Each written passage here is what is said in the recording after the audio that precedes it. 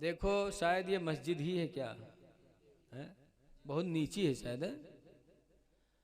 ऐ बेलगांव के मुसलमानों अतराफ के रहने वालों, अल्लाह के घर को अच्छा बना लो।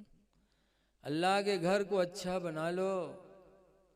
हदीस पाक में इज़ा रअयतुमुर रजुला यतआहदु बिल मस्जिद, हुजूर फरमाते जब तुम ऐसे आदमी को देखो जो मस्जिद में लगा रहे, मस्जिद के बनाने चुनाने में जो इंसान लगा रहे, सरकार फरमाते जब उसको देखो फशहदु लहू बिल ईमान, तो उसके ईमान के तुम लोग गवाह हो जाओ, गवाह बन जाओ कि वो मर्द मोमिन है, ईमान कामिल है, तभी खुदा के घर की बनाने में लगा हुआ है।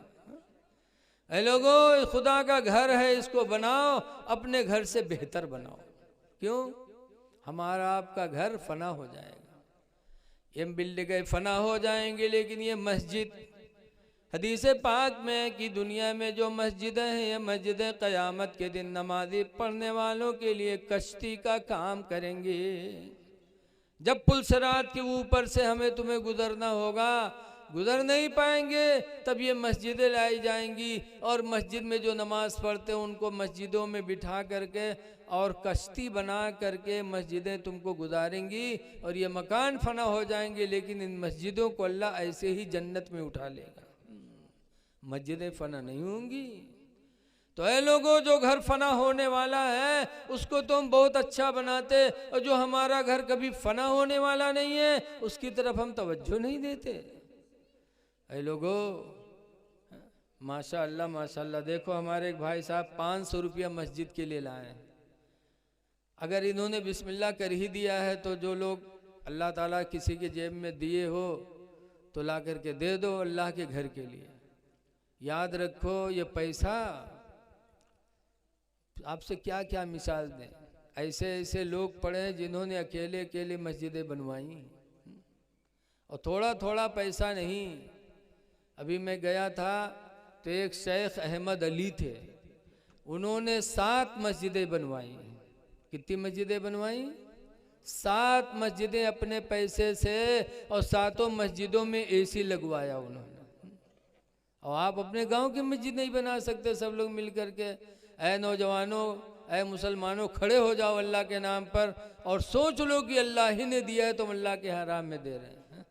अल्लाह अगर अभी कोई नस गड़बड़ कर दे, नहीं नस एक चिपक जाए तब तो लखनऊ जो छल्ला डरवावे, और कत्तापुरी 2.5 लाख 3 लाख, सिर्फ नस चिपक जाए। अल्लाह ताला कितना बड़ा करम फरमा है, रहम फरमा है कि उसने हमारे जिस्म को तो सलामत रखा है। बहरहाल अगर हो तो दे दो, सोचो ना। एक बात और आ गई तो सुन लो। जब हुजूर मक्का से हिजरत करके मदीना गए तो मदीने में मस्जिद नहीं थी, तो सरकार ने मस्जिद बनाने के लिए जगह तलाश किया मदीने मुनव्वरा में। तो एक जगह समझ में आई, वो बाग थी, बाग कबीला था मदीने में, उस कबीले का नाम था बनु नज्जार। कबीले बनु नज्जार की खजूरों की एक बाग थी। सरकार को वो ज़मीन बहुत अच्छी लगी, तो बनु नज्जार के लोगों को बुलाया।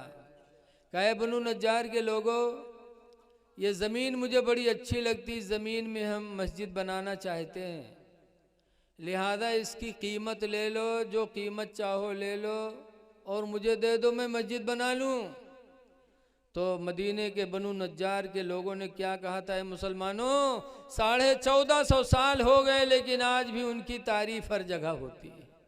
बनु नज्जार के लोगों ने कहा था, अल्लाह के रसूल, हमारी मस्जिद में आप हमारी जगह में मस्जिद बनाएंगे और उस जगह की कीमत हम आपसे लेंगे? ना ना, खुदा की कसम, इसकी कीमत हम आपसे नहीं लेंगे, मस्जिद बनाइए, इसकी कीमत तो हम क़यामत के दिन खुदा ही से लेंगे। इसकी कीमत हम आपसे नहीं लेंगे, खुदा से लेंगे। और बनु नज्जार के लोगों ने जगह दिया। आज मस्जिद नबवी बनी हुई है, जहाँ 1 रकात कोई नमाज पढ़ता है तो 50,000 रकातों का सवाब मिलता है, जिसमें सरकार ने फरमाया जो 40 नमाज बा जमात अदा कर ले उसके लिए जन्नत का दाखिले का सहारा है।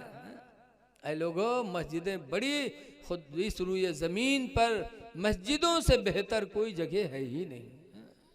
इसलिए आप कोशिश करो, दुआ करो कि अल्लाह ताला आपकी मेहनत की कमाई मस्जिद में खर्च होने दे। दरूद शरीफ पढ़ लीजिए, अल्लाहुम्मा सल्ली अला सय्यिदना मौलाना मोहम्मद बारिक वसल्लम सलातो व सलामन अलैका या सय्यदी या रसूल अल्लाह सल्लल्लाहु अलैहि वसल्लम। मुझे मालूम है कि आप पैसा लेके नहीं आए होंगे, लेकिन आप दिल में ठान लो कि इंशाअल्लाह गल्ला पैदा हुआ है, हम गल्ला देंगे, इसमें भरपूर गेहूँ पैदा होगा, गेहूँ देंगे, गन्ना कटेगा, गन्ने का देंगे, और इस खुदा के घर को हम खूबसूरत बनाएंगे। सोच लो इंशाअल्लाह और अहद कर लो, तो देखो फिर आपकी ज़िंदगी में कैसी कैसी तरक्कियाँ आती हैं, आप सोच भी नहीं सकते जो तरक्की अल्लाह अपने घर की बरकत से आपको अता फरमाएगा। बहरहाल मैं कुछ दीनी बातें कहने आया हूँ, आप लोगों ने बुलाया है, तो मैं आप हजरात से गुजारिश करता हूँ कि अल्लाह ताला ने आपको बहुत खूबसूरत पैदा किया। बोलो, अल्लाह ताला कुरान हकीम में फरमाता है, लक़द खलक़नल इंसान फ़ी अहसन तक़वीम। यकीनन इंसान को हमने सबसे अच्छी सूरत में बनाया है, सबसे अच्छी सूरत में अल्लाह ने इंसान को बनाया है, सबसे अच्छी सूरत में। तो हमारा काम भी तो सबसे अच्छा होना चाहिए, है? लेकिन आज हमारे कुछ नौजवान ऐसे हैं कि चेहरा तो बड़ा अच्छा लगता, अल्लाह ने खूबसूरत बनाया तो चेहरा खूबसूरत लग रहा है, लेकिन पान पुकार गुटखा खाए खाए के मुंह इतना करिया कह लेने की खोले थे तो लगा थे कोई भुजबक बाहर हो, है? चेहरा अच्छा और मुंह बुरा। ऐ नौजवानों, अल्लाह ने चेहरे को खूबसूरत बनाया तो इसको हसीन बना के रखो। इसीलिए हुक्म है इस्लाम का कि कोई लड़का गलती करे तो चेहरे पे न मारो, चेहरे पे, बीवी गलती करे तो चेहरे पे न मारो, मारना नाजायज़ है चेहरे पे। क्यों? अल्लाह ताला ने कसम खा के फरमाया है, फरमाता वत्तीन वज़ैतून, कसम है इंजीर की, कसम है जैतून की, व तूरे सीनीन, कसम है तूरे सीना पहाड़ की, वहादल बलदिल अमीन, कसम है अमन वाले शहर मक्का की। चार कसमें खाने के बाद अल्लाह ने फरमाया, लक़द खलक़नल इंसान फ़ी अहसन तक़वीम, कि यकीनन इंसान को हमने सबसे अच्छी सूरत में बनाया है। कसम खा के अल्लाह ताला ने फरमाया। तो जब सबसे अच्छी सूरत में बनाया है तो हमारा आपका काम सबसे अच्छा होना चाहिए, है? सबसे अच्छा, सूरत भी अच्छी होनी चाहिए। मुसलमान की सूरत कैसी है? मुसलमान की पहचान है चेहरे पे दाढ़ी। बोलो, अगर दाढ़ी है तो समझा जाता है मुसलमान है, और दाढ़ी नहीं है तो मामला डगमग है, पता नहीं अब्दुल रहमान है कि सीताराम का। बोलो, इसलिए चेहरे पे दाढ़ी रखा लो। हदीस पाक में कि चेहरे की दाढ़ी कब्र में रोशनी का सहारा है। दाढ़ी मोमिन की पहचान है। दाढ़ी रखा लो ताकि दूर से देखने में गुलाम नबी माने जाओ। अच्छा ही बताओ, यजीद के हाथ पे इमाम हुसैन ने हाथ क्यों नहीं रखा? बोलो, यजीद यही तो कहता था मुझसे मुरीद हो जाओ, लेकिन नहीं हाथ पे हाथ दिया। क्यों? कलमा पढ़ता था यजीद, मुसलमान भी था, कलमा भी पढ़ता था, लेकिन इमाम हुसैन ने हाथ पे हाथ नहीं दिया। क्यों? इसलिए कि उम्मत मोहम्मदिया में सबसे पहले मुसलमानों में दाढ़ी बनवाया तो यजीद ने बनवाया था। किसी नबी ने दाढ़ी नहीं बनवाया। 1,24,000 या 2,24,000 दुनिया में नबी आए, लेकिन हर नबी के चेहरे पे दाढ़ी थी। हज्जतुल विदा में रसूलुल्लाह के साथ मिना की मैदान में 1,40,000 सहाबा थे, लेकिन हर सहाबी के चेहरे पे दाढ़ी थी। न किसी सहाबी ने दाढ़ी बनवाई, न किसी नबी ने दाढ़ी बनवाई। उम्मत मोहम्मदिया में सबसे पहले दाढ़ी यजीद ने बनवाई थी। नमाजों को छोड़ा था, शराब पीने लगा था, तो इमाम हुसैन ने हाथ पे हाथ नहीं दिया। मदीना छोड़ना पड़ा, छोड़ दिया। अच्छा बताओ, वतन छोड़ने में कितनी बड़ी दिक्कत होती है। आप बेल गांव में पैदा हुए और यहाँ कोई इतना तंग करे कि आपको गांव छोड़ना पड़े तो कितनी तकलीफ होगी। और हुसैन को मदीना छोड़ना पड़ रहा है, जहाँ पैदा हुए, बड़े हुए, सब कुछ हुए। और मदीना वो सरजमीन है जहाँ पर हर मुसलमान जाने की तमन्ना करता है। बोलो, है आप लोगों के दिलों में मोहब्बत के नहीं है? हर मुसलमान चाहता अल्लाह हमें मदीने का सफ़र करा दे, मदीना देखने को मिल जाए। क्यों? मदीना बड़ा प्यारा शहर है।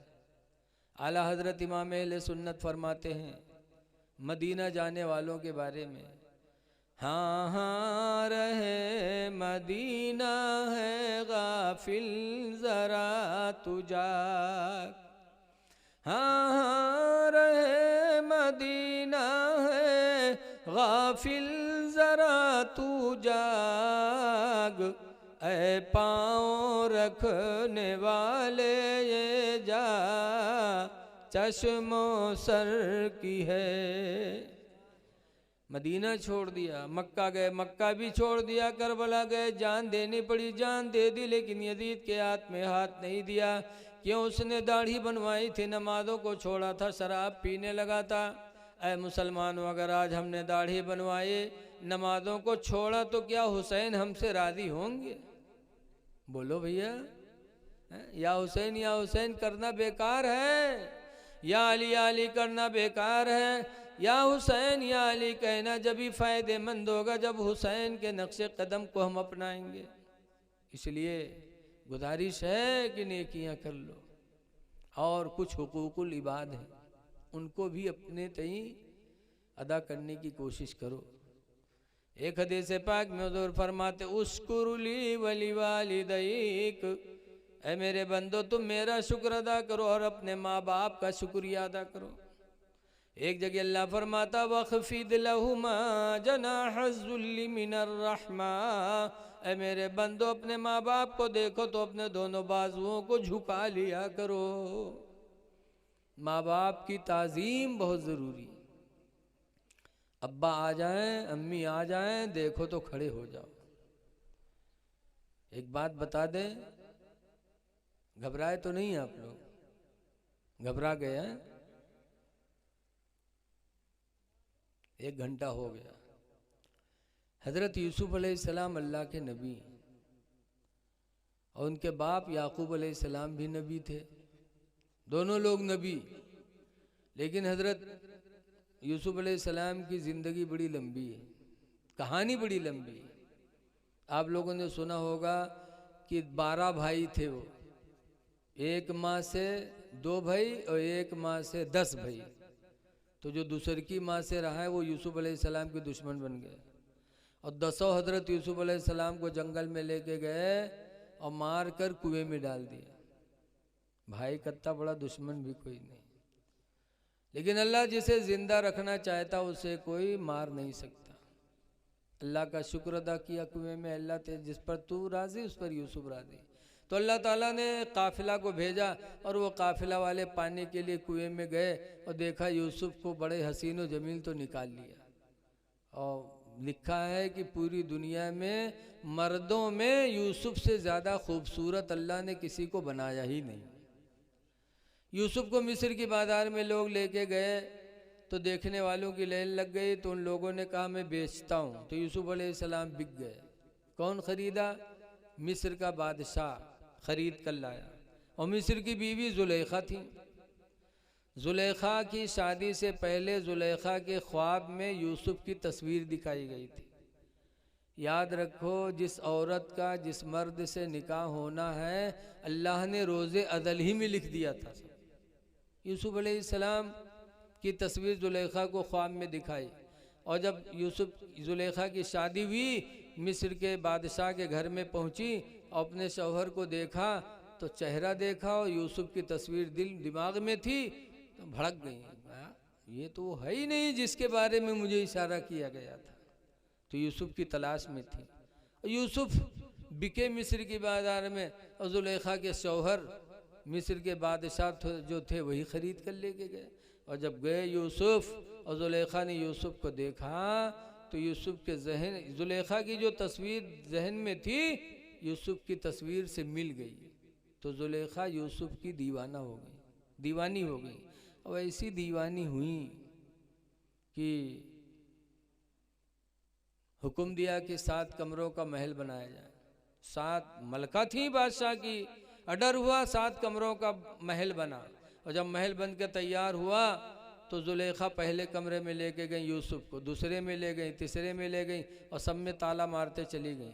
7वें में जब लेके गई तब जुलेखा ने यूसुफ अलैहिस्सलाम से मिलना चाहा, तो यूसुफ अलैहिस्सलाम ने कहा जुलेखा दूर रहो, इस खुशी के महल को गम का महल न बनाओ जुलेखा।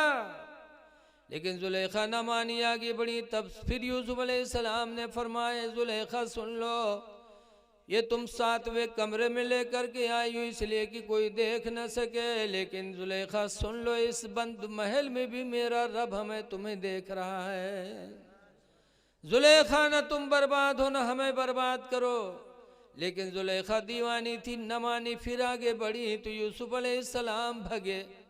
जब भगे तो यूसुफ का कुर्ता जुलेखा ने पकड़ा, खींचा तो यूसुफ का कुर्ता तो फट गया, लेकिन यूसुफ रुके नहीं। मिन जानिब इलाही दरवाजे भी खुलते चले गए, ताले भी टूटते चले गए और यूसुफ अलैहिस्सलाम 7 कमरे से बाहर आ गए। याद रखो, जब इंसान गुनाह से बचने का इरादा करता तो अल्लाह ताला हालात भी वैसे पैदा कर देता। कुरान में अल्लाह का वादा है, मन यत्तकिल्लाह, जो अल्लाह से डरेगा, यजअल लहू मखरजा, अल्लाह उसके लिए कोई ना कोई रास्ता जरूर बना देगा। बाहर निकल गए, सारे ताले टूटे, दरवाजे खुद ब खुद खुले, यूसुफ बाहर हो गए। अब जुलेखा जब अपने मकसद में कामयाब न हुई तो जुलेखा बाहर निकली और भल भल भल भल आंसू गिरने लगे, रोने लगी। इन औरतों के आंसू बहुत जल्दी निकलते, लागत है कि दुपट्टम लासुन लगाए रहते का, भल भल भल भल रोए लगे। आई कहा बादशाह से कि इस गुलाम की सजा क्या होगी, आपकी बीवी के बदन में इसने हाथ लगाया है, इसकी सजा क्या होगी। औरतों का मकर बड़ा तगड़ा होता है, उल्टे लाके तोहमत दर रख दिया। अब यूसुफ अलैहिस्सलाम के बारे में में गोइयां होने लगी, तो कमेटी बैठी कि इस मामले की तहकीक की जाए। तो लोग बैठे तो पंचायत में फैसला क्या हुआ, उस फैसले को अल्लाह ताला ने कुरान हकीम में नाजिल फरमाया। 12वां पारा में पंचायत हुई, उसमें फैसला यह हुआ कि ऐसे किसी को सच्चा झूठा न कहा जाए, बल्कि यूसुफ का कुर्ता मंगाया जाए, यूसुफ का कुर्ता देखा जाए। अगर पिछला दामन फटा है तो यूसुफ को सच्चा माना जाए, और अगला दामन फटा है तो जुलेखा को सच्ची माना जाए, सच माना जाए। अल्लाह ताला ने कुरान में भी फरमाया उस बात को, इनका न कुद्द कमीसु मिन क़ुबुलिन फसदक़त, अगर यूसुफ का अगला दामन फटा है तो जुलेखा सच्ची, व इनका न कुद्द कमीसु मिन दुबुरिन फसदक़ा, और अगर पिछला दामन फटा है तो यूसुफ सच्चे। कुर्ता मंगाया गया यूसुफ अलैहिस्सलाम का, और जब देखा गया पिछला दामन फटा था तो जुलेखा झुट्ठी मानी गई। फिर जुलेखा बदनाम ज़माना हो गई, पूरे शहर में बदनाम। जहाँ 4 मेहरुए बैठे हुए फसर फसर करें, हाय जुलेखिया तो कमाल के देश, हाय रे जुलेखिया, जुलेखिया तो गुलाम का दिल दे बैठी, वाह रे जुलेखिया। जौन बात के प्रचार न हो कोनो मेहरुवक चुप्पे से बताए दो, बस पूरा इलाका गंदा है जी। अल्लाह जाने कितनी इनके आवाज़ में तेज़ी है, इनसे उनसे उनसे इनसे। पूरी मिस्र में जुलेखा फट से बदनाम हो गई। तब जुलेखा ने मिस्र की औरतों की दावत ली, मिस्र की औरतें आई दावत खाने।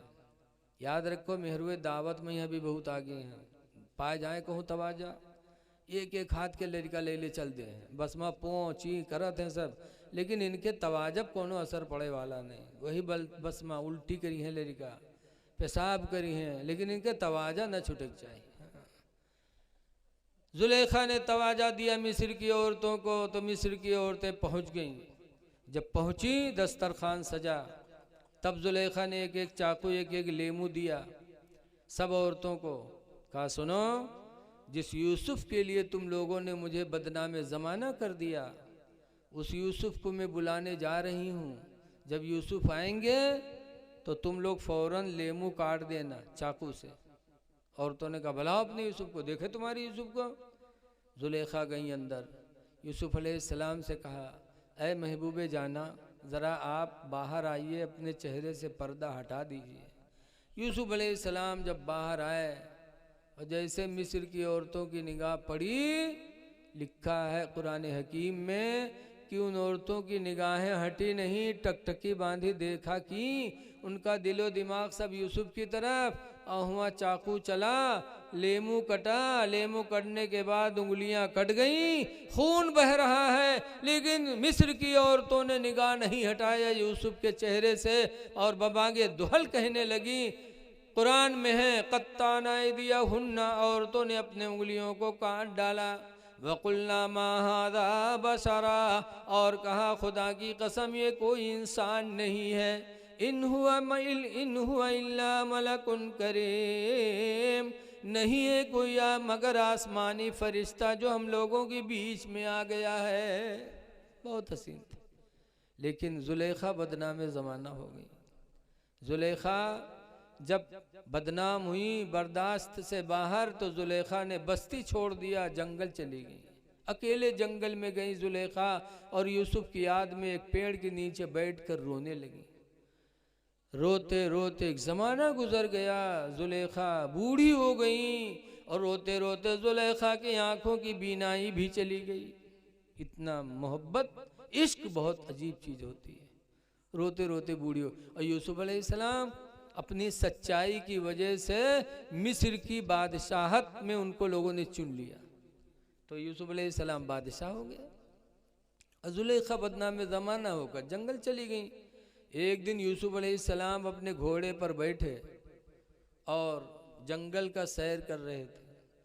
जब जंगल में सैर करते करते जुलेखा के करीब से यूसुफ अलैहिस्सलाम का घोड़ा गुजरा और यूसुफ अलैहिस्सलाम की खुशबू जब जुलेखा को मिली, याद रखो हर नबी महका करते थे, हर नबी, जब यूसुफ अलैहिस्सलाम महक की खुशबू जुलेखा को मिली तब जुलेखा समझ गई। तब जुलेखा ने एक दुआ मांगी थी, जुलेखा की बोली कुरान में है। 12वां पारा में जुलेखा ने कहा था, सुबहान मन जालल अबीद मुलूका, पाक है वो मेरा परवरदिगार जिसने गुलाम को बादशाह बना दिया। गुलाम थे, बादशाही मिल गई। व सुबहान मन जालल मुलूका अबीदा, और पाक है वो परवरदिगार जिसने मुझ जैसी मलका को नौकरानी बना दिया। जो गुलाम था बादशाह हो गया, जो मलका थी नौकरानी हो गई। अल्लाह तेरा फैसला कैसा है। जब जुलेखा की बोली यूसुफ अलैहिस्सलाम सुने तब करीब गए, देखा बड़ा तरस आया, कहा जुलेखा क्या हाल है। जुलेखा कहती हैं यूसुफ देख रहे हो तुम्हारी याद में रोते रोते मैंने जवानी गंवा दी, आंखों की बीनाई भी गंवा दिया। यूसुफ कहते मेरे लायक कोई खिदमत हो तो बताओ। तो जुलेखा ने कहा था यूसुफ दुआ कर दो जिस खुदा ने तुम्हें गुलामी से निकाल कर बादशाहत अता की है, उस खुदा से दुआ कर दो कि अल्लाह ताला हमारी आंखों की गई हुई रोशनी वापस कर दे। तो यूसुफ अलैहिस्सलाम ने दुआ मांगी, जुलेखा की आंख की रोशनी वापस आ गई। कहो सुभान अल्लाह, ये अल्लाह की कुदरत है, जिस हाल में चाहे रखे। जब जुलेखा की आंखों की रोशनी वापस आ गई, फिर यूसुफ अलैहिस्सलाम ने फरमाया जुलेखा मेरे लायक कोई बात हो तो बताओ। कहा यूसुफ एक दुआ और कर दूं कि अल्लाह मेरी जवानी वापस कर दे। यूसुफ अलैहिस्सलाम ने दुआ मांगी तो जुलेखा की जवानी वापस आ गई। फिर यूसुफ अलैहिस्सलाम फरमाते मेरे लायक कोई और सेवा बताओ। तो जुलेखा ने कहा था कि तीसरी ख्वाहिश ये है कि तुम अब मुझे अपने निकाह में ले लो। तो यूसुफ अलैहिस्सलाम ने निकाह कर लिया। बहरहाल यूसुफ अलैहिस्सलाम बादशाह बने तो सूखा पड़ा, तो उनके भाइयों के यहाँ भी सूखा पड़ा। यूसुफ अलैहिस्सलाम गल्ला बंटवा रहे थे बादशाही खजाने से, तो इनके भाई लोग गल्ला लेने आए। यूसुफ अलैहिस्सलाम ने देखा, पहचान लिया कि हमारे भाई है वही जिन्होंने हमको मारा था। तो यूसुफ अलैहिस्सलाम ने भाइयों से 80 साल हो गया था, भाई लोग भूल गए थे, समझते थे कि हमने तो मार डाला। लेकिन यूसुफ अलैहिस्सलाम ने देखा तो पहचान लिया। पूछा अब्बा का क्या हाल है? जब पूछा अब्बा का क्या हाल है तो भाई लोग चौंके, कह रहे अब्बा का हाल, क्या आप यूसुफ तो नहीं है? तब यूसुफ अलैहिस्सलाम ने कहा अल्हम्दुलिल्लाह तुम्हारा भाई यूसुफ हूँ मैं।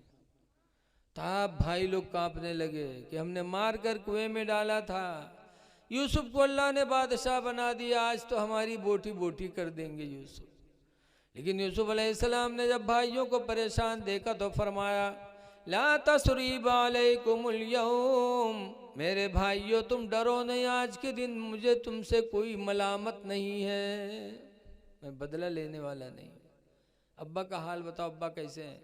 तब भाइयों ने कहा था वब यद्दत ऐनाहु मिनल हुज़्नी, उनके दोनों आंखें आपके गम में रोते रोते सफ़ेद हो गई हैं। 80 साल हो गए थे रोते रोते, आंखों की बिनाई चली गई थी। जब यूसुफ अलैहिस्सलाम ने सुना कि हमारे बाप हमारी मोहब्बत में रोते रोते आंखें गंवा दी, तब यूसुफ अलैहिस्सलाम को तरस आया। उन्होंने अपना कुर्ता निकाला, 12वां पारा में फरमाया इज़हबू बिक़मीसी हाज़ा, मेरा ये कुर्ता ले जाओ, अलक़ूहु अला ऐनैहि, इसको मेरे अब्बा की आंखों पे ले जाके रख देना। भाई लोग यूसुफ अलैहिस्सलाम का कुर्ता जब लेकर गए मिस्र अपने बाप के पास, तो अब्बा घर में थे, लेकिन यूसुफ के कुर्ते की खुशबू याकूब को मिल गई। तो याकूब अलैहिस्सलाम रोए थे, कहते हाय मेरा यूसुफ कहाँ है, आज मुझे अपने यूसुफ की बू आ रही, मेरा यूसुफ कहाँ है? आंखों में रोशनी तो नहीं थी, लेकिन भाई लोग जब यूसुफ का कुर्ता लेके गए तो याकूब अलैहिस्सलाम ने अपने बेटे का कुर्ता पाया तो इसे चेहरे पे रखा और रोने लगे। चेहरे पे रखना था कि कुरान हकीम में फरतद्द बसीरा, याकूब की दोनों आंखें की रोशनी वापस आ गई। जब वापस आ गई, पता पाया कि मेरा बेटा बादशाह है, तो याकूब अलैहिस्सलाम अपने बेटे यूसुफ से मिलने के लिए निकल पड़े घर से। चलते चलते जब बादशाही महल के दरवाज़ा पर पहुँचे, यूसुफ अलैहिस्सलाम तख्त पर बैठे थे। अब्बा को देखा कि दरवाजे पे आए हैं, दिल चाहा कि लाओ खड़े हो जाएं ताज़ीम के लिए, लेकिन रवायतों में आता है कि नहीं खड़े हुए। जब नहीं खड़े हुए तब गैब से आवाज़ आई थी, अल्लाह ने फरमाया था यूसुफ तुम्हारे बाप आए और तुम अपनी बाप की ताज़ीम के लिए खड़े नहीं हुए। है यूसुफ सुन लो, मेरे इज्जत व जलाल की कसम, अब तुम्हारी औलाद में मैं कोई नबी नहीं पैदा करूंगा, तुमने बाप की खड़े होकर ताज़ीम नहीं किया। इमाम ग़ज़ाली लिखते मुकाशफतुल क़ुलूब में कि लोगों सबक हासिल करो, एक नबी अपने बाप की ताज़ीम न करे तो खुदा ये कहे और हम तो नबी के कदमों के तलवों के बराबर भी नहीं हो सकते। अगर हमने अपने बाप की ताज़ीम न की तो खुदा हमसे कब राज़ी होगा। लेकिन आज अफसोस है, लड़का प्रधान हो गया, मिलने वाले बैठे हैं, प्रधान जी कुर्सी पर बैठे हैं, बूढ़े बाप से अंदर से पानी मंगवा रहे हैं। बूढ़ा बाप बेचारा घर से पानी ला ला के पिला रहा है। लड़का मौलाना हो गया तो मौलाना दोस्तों के पास बैठा है, अब्बा से चाय घर से मंगवा रहा है। ऐ लोगों, चाहे प्रधान बन जाओ, आलिम बन जाओ, लेकिन बाप के मर्तबे को तुम कभी नहीं पहुंच सकते हो। बाप की ताज़ीम करो।